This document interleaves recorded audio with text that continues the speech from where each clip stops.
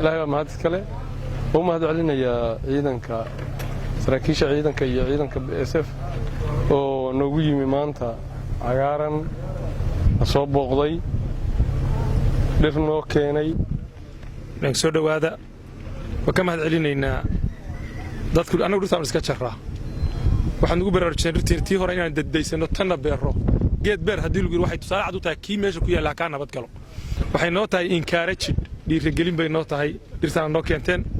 deegaankana sida xogayuu uga hadlay manaafac bay u leedahay oo hoos bay noo leedahay waliba geedaha ugu hooska badan geedkan dhamaska waa geedaha uguna dhaadheer geedaha Soomaaliya ka baxa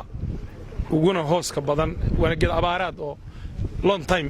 buna qusaaraan iyo cagaar ahaanaya dadku harsanayaan xooluhu harsanayaan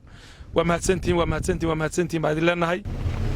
aad iyo aad bay u mahadsan yihiin ciidamada BSF ilaahay baa mahad iska saakana waxaan naloo keenay dhirtaan waana ka gudoonnay insha Allah sida ay tahay baanan u dhaqan gelinaynaa oo aan u beeraynaa meeshii loogu talagalay iyo meeshay ku haboon tahay baan ku beeraynaa insha Allah waraabkoodii iyo gacanta ku hayntoodii iyo mas'uuliyadeedana annaga kala wareegayna waxaan rajaynaynaa sidii naloo ku keenay inaan u manaafacaadsan doono ayadana aan u bixin doono dhinacana waxa weeye waxaanu ka wadnaa dagaalka argagixisada iyo cadawga dhinacana waxaanu ka wadnaa dhulka in la cagaariyo iyo bulshada in loo gargaaro dhirtaana u baahan in la xanaaneeyo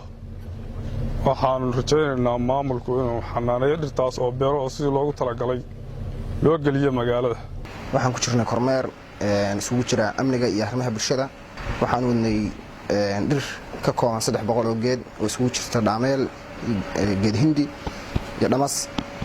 dhirtaas oo ka qayb qaadanaysa magaalada bilicdeeda iyo isbeddelka cimilada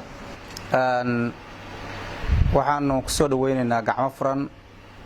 waana uga mahad celinaynaa ciidanka BSF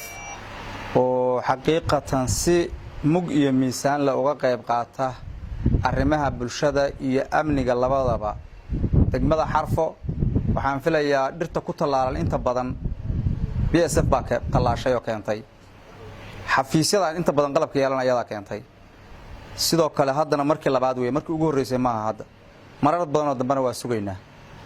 waa idinka gudoonay geedahan waa bilicda magaalada waa harkii magaalada waa ajr iyo xasanaadna Allah idinka siiyo si sharaf leh baa idinka gudoonay waana beeraynaa insha Allah bil kariim mar labaad iyo mar saddexaadna ugu soo celiyaan leenahay